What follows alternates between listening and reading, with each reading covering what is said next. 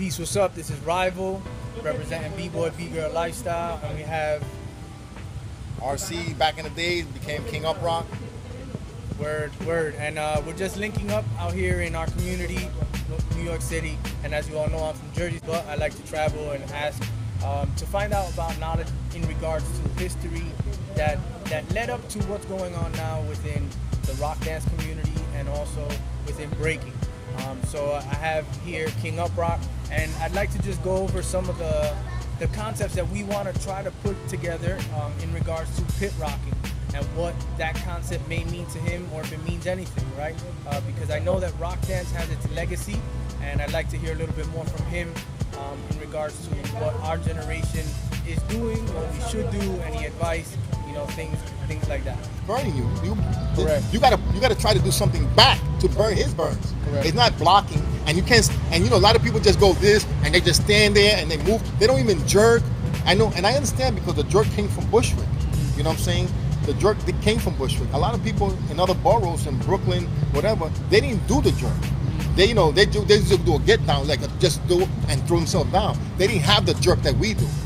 You know, so that was another big thing. But when people saw the jerk, and the jerk was so easier for us to counter, people was like, "Yo, we can't mess with these guys."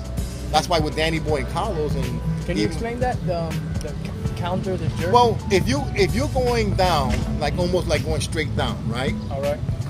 Comparing versus a guy who's doing a jerk, right?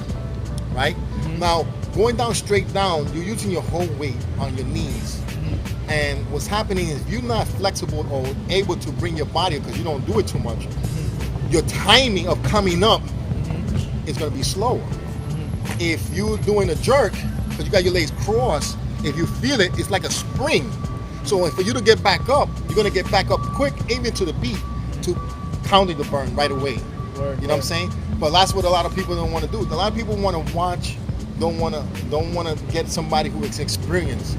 Like if you went to school for electrician, you have to go to a school to learn electrician. You don't want to get zapped and you get electrocuted. You know what I'm saying? Yeah. You don't want to work with gas pipes and the gas busts and you blow yourself up. Right. So in everything in life, whether it's baseball, it could be a sport, it could be anything like electronics or motors and cars, whatever. You should get somebody to teach you the technique. Once you learn the technique, the basics and everything, then you can build from that. Because that's what it is all about, building from that.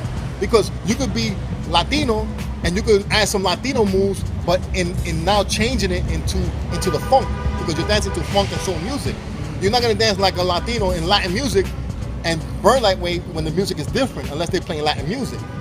Some people who, like the Russians, they got a lot of Russian steps. So they use their Russian technique, they change it up a little bit, because they're dancing to funk and soul. They're not dancing to the Russian music.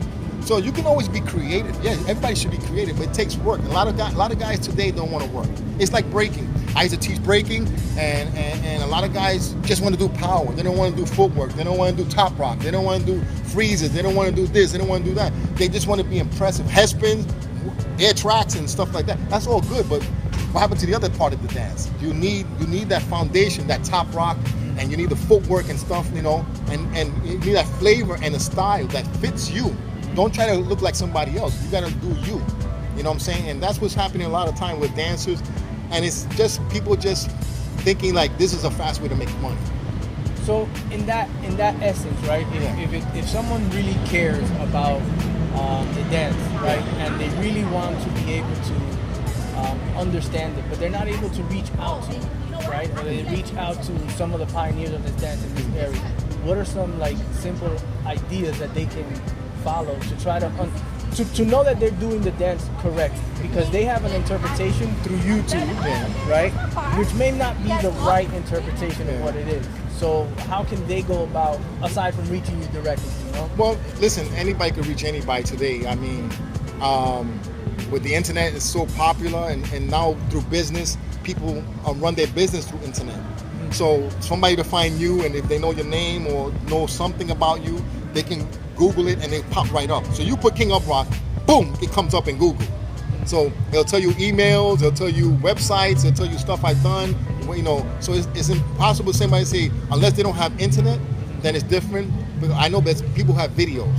And people who come, if they come to New York, and they know there's like a Rocksteady event or any dynamic event or whatever big event that's out there. Even sometimes they have freestyle session that comes here or some other, event. They can come out here for those events and still meet some of the guys and get the information to say, listen, I want to learn this dance. How can I learn? Now, the thing is, remember, when you're coming to the person, you want to make sure the person that you see that you feel that can teach. A lot of guys are good dancers, not good teachers. There's a lot of guys who are good teachers, not good dancers. Like me, I train fighters. I'm a good fighter and I'm a good trainer. People come to the gym, they see how good I am. Bruce Lee was a good fighter, and he was a good actor, and he was a good teacher. There's a lot of guys like Pacquiao's trainer, and those guys, Kenny Rooney, not Kenny Rooney, but the trainer he has now, who was in his pro career was a garbage fighter, but he's a great trainer.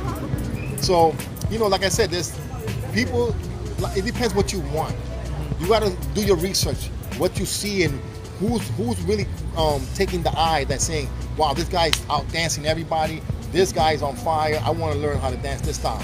I had a kid today came to me from Japan. He reached out to me and he came to the jam to talk to me, and I'm giving him classes. So if this kid found me, I didn't even ask him how he found me. He said he found me through the internet. I'm like, all right, no problem. He got my email. We spoke today. He's here for 2 weeks. We're gonna practice. I'm gonna train him. You know what I'm saying?